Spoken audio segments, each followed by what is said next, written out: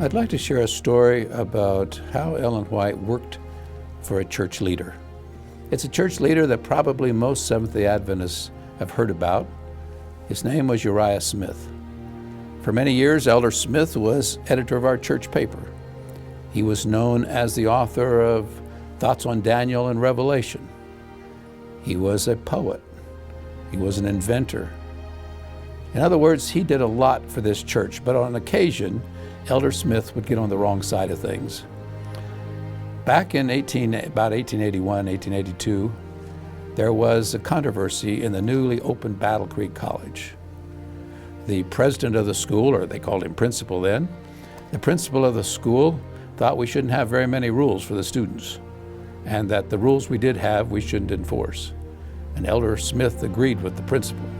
On the other side was the president of the General Conference, G.I. Butler, and he thought we should have a lot of rules and we should enforce them rigorously or vigorously. And the head of the English department also agreed. So you could see there was a controversy. And it got so bad they had to close the college for a whole year till things had calmed down and they could decide. They got a new principal and they could decide how they wanted to proceed. Well, then came Minneapolis, the great Righteousness by Faith General Conference session. And again, Elder Smith, this man who contributed so much to our church, Elder Smith was on the wrong side of things. He was not one of those that easily accepted the new insights into righteousness by faith. And this bothered Ellen White because her heart had responded to the messages of Elders Jones and Wagner, and she herself had been teaching some of these things for quite some time before. And so here to have this man who had contributed so much on the wrong side, and she tried to reach out to him.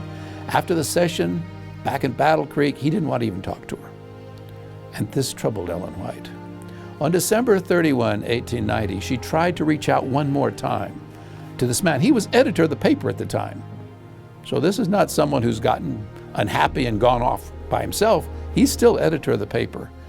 And she sat down, the letter was 12 typewritten pages, double-spaced typewritten pages. And I want to just read a few lines so you get some feel for what she said to Elder Smith and the intensity under which she worked when she was burdened on behalf of a soul.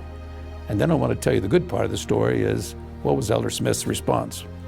She started her letter, "Dear Brother Smith, I have been remarkably exercised in regard to your case several times during my last round of labors.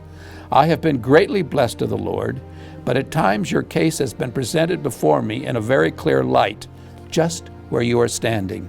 I have carried the burden with but little hope that I could do you any good." Well, of course, he wouldn't even talk to her.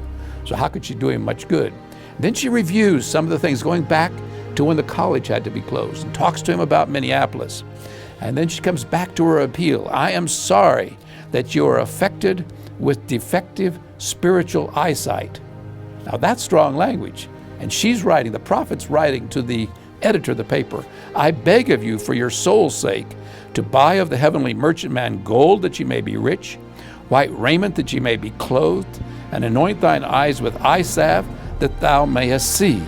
And then she refers to some more things that have happened, and she comes back again to her appeal. "My brother Urías Smith, whom I have loved and respected in the Lord, you have been working at cross purposes with God, practicing upon yourself deceptions which, if you continue as you have done, will be succeeded with deceptions and delusions which will end in irrevocable separation from God."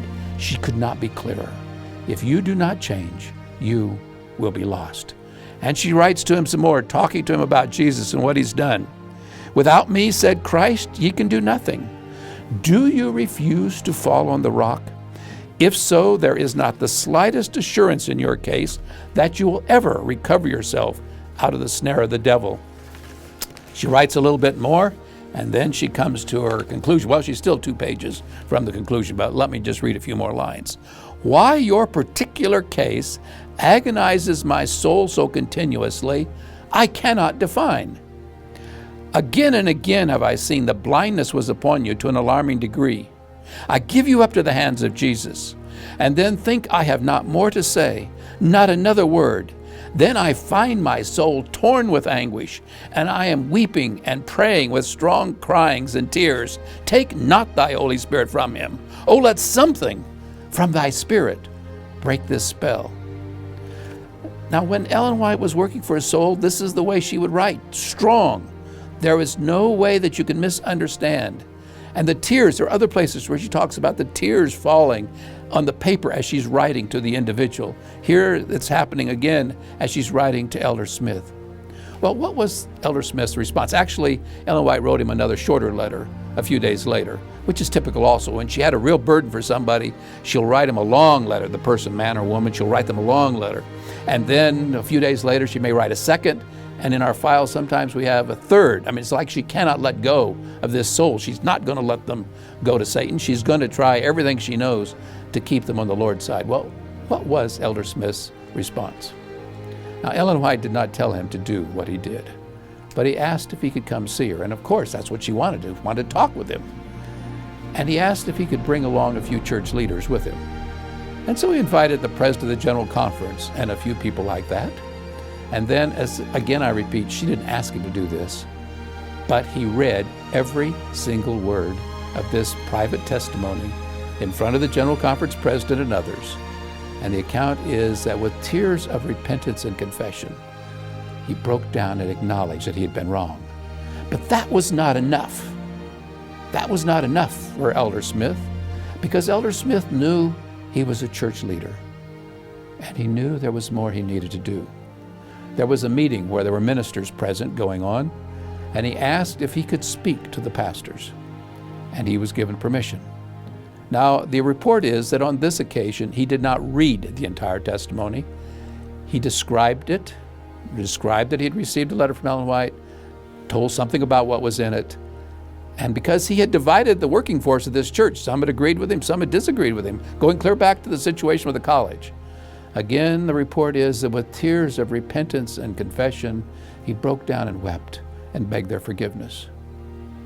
But that was not enough for Elder Smith, because you see, Elder Smith knew he was a church leader, and he had divided not just the working force, the pastors, but he had divided the local congregation. And so he asked if on Sabbath he could speak to the congregation in the large dime tabernacle in Battle Creek. And again, he did not read the testimony. The report is that he described it, and then again, with tears of repentance and confession, he begged their forgiveness, apologized, and asked that they forgive him for what he had done and his wrong attitude, and for dividing them also, some agreeing with him, some agreeing with the other side. Was Elder Smith perfect after this? No, of course not. But was he a changed man? I think he was. And let me tell you why. Now remember, Elder Smith worked for the Review, the church paper, for a total of about 50 years, and probably 30 or so of those years he was editor. In 1897, so 7 years after this letter, 6 or 7 years later, the General Conference session of 1897 decided to make a change. Guess who they put in to be editor of the paper? A.T. Jones. A.T. Jones, who of course was so right about righteous by faith, but it really had been very rude to Elder Smith in 1888 in Minneapolis, because they disagreed on other things too, like the identification of the 10 toes or the 10 kingdoms or the 10 horns. They agreed on most of them, but one or two they didn't agree on. And Smith, kindly refined gentleman that he was, got up and told them why he thought his identification was correct. And brash Elder Jones got up and said, well, you've heard Brother Smith, but he's all wrong, and he doesn't know what he's talking about. In essence, that's what he said. And here's who they really are. The man that had publicly humiliated Elder Smith, is now made his boss. Now, Elder Smith that year was 65 years of age. He had written a number of books. He had royalties. He had patented some things, so he had money coming from patents. He also had a large house that he rented rooms to students in Battle Creek College. Most of us, if the guy that had, or the person that had belittled us a few years earlier in a public way at a general conference session became our boss, what would we do? We'd quit. What did Elder Smith do? He continued on. In 1901, they decided, the general conference session in 1901, they decided to put Elder Smith back in as editor. And when Elder Smith died 2 years later, as he collapsed as he was walking to the office, he was editor. My point is that God worked through Ellen White to help change a man who contributed much to this church. And the evidence is that his life did change, and he was a different person after receiving the testimony from Ellen White.